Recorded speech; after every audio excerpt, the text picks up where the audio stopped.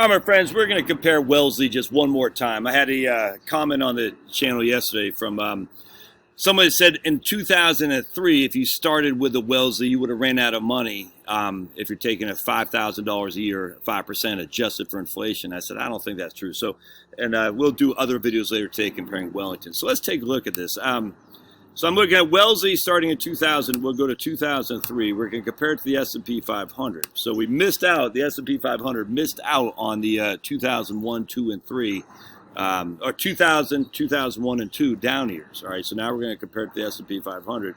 And just remember, if you started in 2000, the S&P 500 ran out of money in 2016, where the Wellesley still had 50% more than what you started with after taking $5,000 a year adjusted for inflation. And again, I don't think you're going to take a fixed amount adjusted for inflation each and every year, but be that as it may, we're going to run it. So now starting in 2003 until the end of June of 2021, what happened? Well, the S&P 500 is sitting at 329. The Wellesley is still at 145. So not only do you have more, 50% more than what you put in the Wellesley, you were still able to take $5,000 a year adjusted for inflation in 2003. Now check this out, though. The max drawdown for the S&P 500 was 55%. 55%, more than a half of your capital. The max drawdown for the Wellesley is about half that. Isn't that interesting? Compounded annual growth rate of the Wellesley is only 2.04. Again, we're taking $5,000 a year adjusted for inflation, and about three times that for the S&P 500. Isn't that interesting? All right. The correlation of the Wellesley to the S&P 500 is only 80%, which is interesting. But standard deviation is 6.05. All right. So we've talked about standard deviations before. I'm not going to talk about that right now. But anyway, look at this. So the S&P 500 is at 329. Well, that's great, but you're 18 years in retirement. I hate to say it, but that, in of itself, that's not the big concern. The big concern is not run out of money. Wellesley did not. Still at 145. Anyway, so if you look at the actual withdrawals, the Wellesley which was the blue, blue is Wellesley, red is S&P 500. We're taking $5,000 a year. What are we doing here? Actually, hold on a second. What do we got there? Is that? I don't think that's what I wanted to show. Show display income. That doesn't look like income, does it? Portfolio. I don't get what that is. What is that right there? Portfolio income. Oh, that might be dividends and whatnot. Okay. Dividends and income. That's actually pretty interesting. That's dividends and income. Gotcha. So this shows you the value of the rising dividends. That's pretty interesting. Okay, but it's not the income in terms of what you're taking from the portfolio. That's interesting. But either way, that doesn't make sense here. That's not relevant. Because what we're doing is we're taking out $5,000 from principal. It's total return. It's all we care about. But that is interesting if you're looking at just taking your dividend income out. That's pretty interesting. All right, so now let's go back to 2003. Now let's start in 2007, right in the buzzsaw that was the global financial crisis, GFC. And let's see what we got here.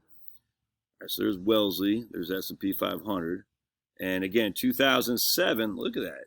The S&P 500 after 2007 is up to 166, where Wellesley's still at 129.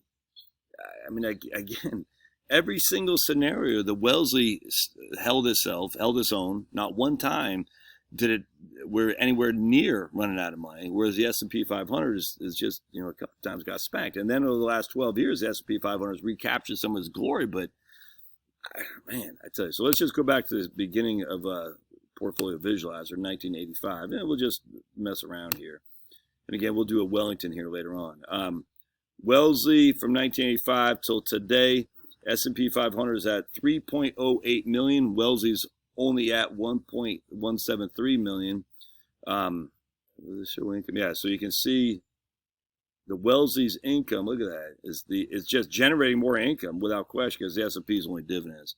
That's interesting though. Actually, is that only dividends? Or is it? Because it is the S&P 500, the VFINX. I wonder if that's dividends and capital gains, because there is some capital gain. I don't know. It's not that big a deal. But anyway, so let's take a look from 19 right here. It's still the Wellesley. So basically, you get about a third of the growth on the upside a half the downside risk going back to 1985. You never ran out of money, all right, and you were able to maintain your living expenses.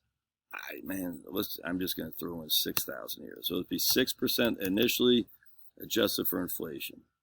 Let's go to 6,000 a year. Start in 1985, and let's oh boy, this thing's got some of my kale.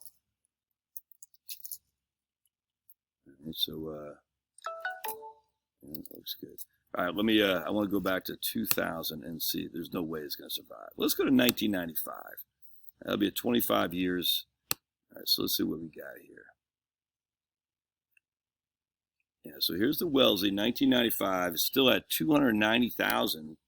S&P 500 is at 600,000. So you're knee deep into your retirement, and you did suffer the 2001 and 2 with S&P 500, but you also suffered 2007, 8, and 9 with S&P 500. But then you get some. I mean, that's just a look at that. Some huge more upside, a lot more downside. The question is, where are we in the stage right now? And you can see it a mile away.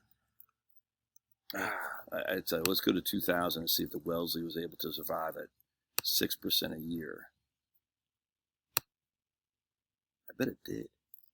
So the S&P 500 certainly ran out of money. Yeah, look at that. The Wellesley's at 6,000, 6% a year adjusted for inflation. The Wellesley is still above par. And the S&P 500 ran out in, 2013? Yeah, let's do 2007.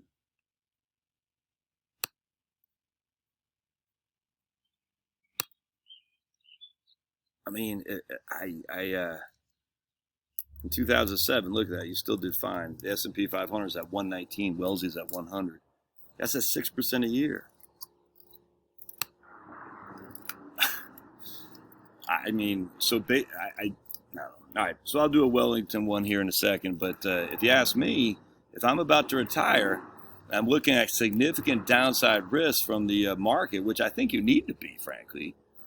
I don't see how you overlook the Wellesley unless there's something you're trying to leave. If you're trying to leave a significant estate, well, in that case, just buy life insurance for heaven's sake. But even that 6% a year, the Wellesley performed, man.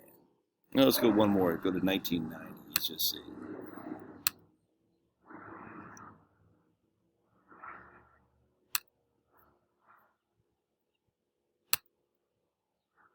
So let's see what we got. We got people putting a pool in next to us, and so they're tearing down some trees.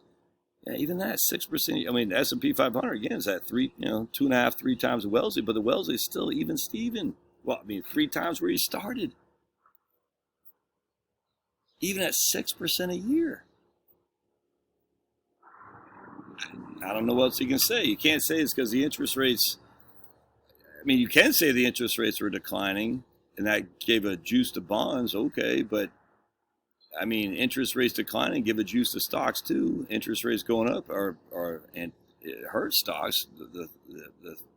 Don't fight the Fed. Anyway, so Wellesley is at 6% a year. It's just, all right, we'll see you. Love to hear your thoughts.